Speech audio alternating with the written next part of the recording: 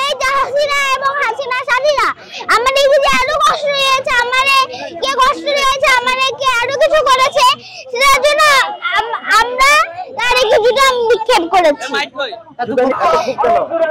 এই যে হাসিনা যে আমাদেরকে আরো কষ্ট দিয়েছে, আমাদেরকে মেরে ফেলার প্ল্যানিং করেছে, সেটার জন্য তাই হাসিনা বিচার স্বৈরাচারের বিচার হিসাবে এই যে স্বৈরাচারের বিচার আমি এটাই চাই,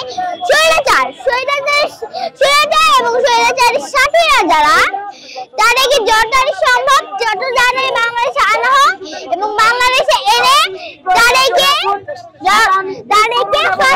কঠিন শাস্তি দেওয়া হোক, আমি সেটা চাই। আমি অনেক জায়গায় ছিলাম, সেই সময় আমি অনেক জায়গায় ছিলাম, তারপর ধানমন্ডিতেও ছিলাম। আমি এই ধানমন্ডিতে গিয়েছিলাম, তখন গুলি মারা হচ্ছিল, তারপর আমরা মিছিল করে যাচ্ছিলাম, স্লোগান দিতে যাচ্ছিলাম, পরে আমার পায়ে একটা বুলেট লেগেছিল। পরে কি করছিলে? তখন ওইটাও নিয়ে নিয়েছি, তখন আমার পায়ে পরে বসে গিয়েছিল অনেক জোরে, তারপরে একটু চামড়া উঠে গিয়েছিল, লাল হয়ে গিয়েছিল তখন, আর তোলে রক্ত পড়ে যেত, এই জন্য আমি বেঁচে গিয়েছিলাম। তখন আমি আবার মিছিল হয়েছিল। সব জায়গায় তো তোমাকে দেখি, কেন আসো আসলে মূলত? আমি যখন বুঝতে পারি যে এখানে এটা হচ্ছে, তখন আমি এখানে আছি। আর যদি শুনতে পাই হাসিনাকে এই জুতা নিক্ষেপ করা হচ্ছে, তখন আমি হাসিনাকে জুতা নিক্ষেপ করতে আসি। যখন কোনো সাংবাদিক আমাকে কিছু ধরে, তখন আমি কথা বলি। আচ্ছা, আজকে জুতা মেরে কেমন লেগেছে?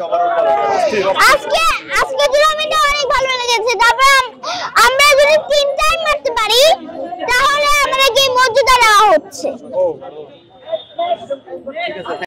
কই ঢুকছে? আরে ধুরা বালাই ভাই বাবু যাবো তো। এই বাবু চাপো, এই বাবু চাপো। একটা ফুটে দিন তো।